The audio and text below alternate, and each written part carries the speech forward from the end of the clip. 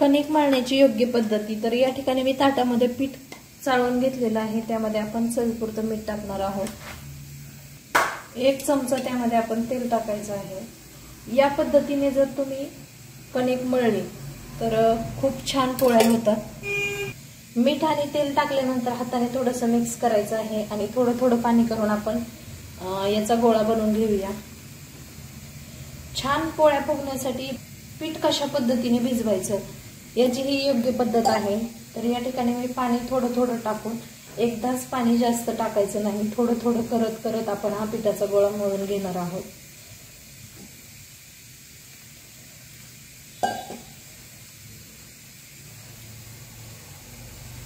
जर आपण थोडं थोडं पाणी टाकत जर हे पीठ मळलं तर पाणी देखील जास्त होत नाही आणि खूप छान याच्या पोळ्या होतात।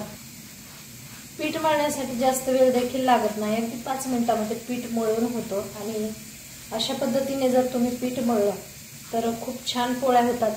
त्याचबरोबर मी सांगितलेली पद्धती यामुळे पोळी पचण्यासाठी देखील आपल्या आरोग्यासाठी एकदम हलकी फुलकी होते।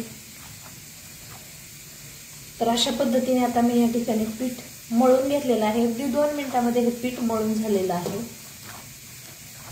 आता या पिठावरती आपण थोडंसं पाणी घ्यायचं आहे। अशा पद्धतीने थोडं थोडं पाणी घेऊन 2-3 वेळेस आपण हे पीठ जेवढं आपल्याला हे बोटाच्या साहाय्याने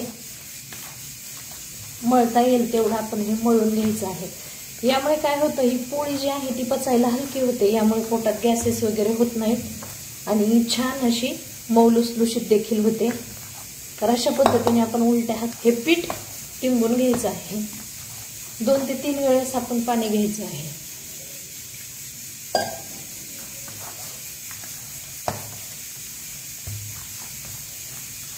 तर अशा पद्धतीने आपलं हे छान पीठ मळून तयार आहे। जास्त वेळ ठेवायची देखील याला गरज नाही, फक्त 5 मिनिटांमध्ये तुम्ही लगेच याच्या पोळ्या बनवू शकता, कारण आपण पाणी घालून घालून हे जे पीठ आहे ते छान मळलेलं आहे। त्याच्यामुळे आपल्याला लगेच पोळ्या बनवता येतात आणि पोळ्या देखील खूप छान होतात। तुम्ही नक्की ट्राय करा या पद्धतीने पीठ मळण्याची पद्धती जी आहे ती।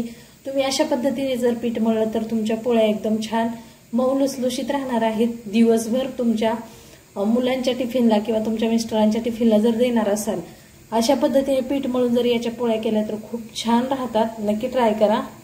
पुन्हा भेटू अशाच एका छानशा व्हिडिओमध्ये, तोपर्यंत बाय बाय।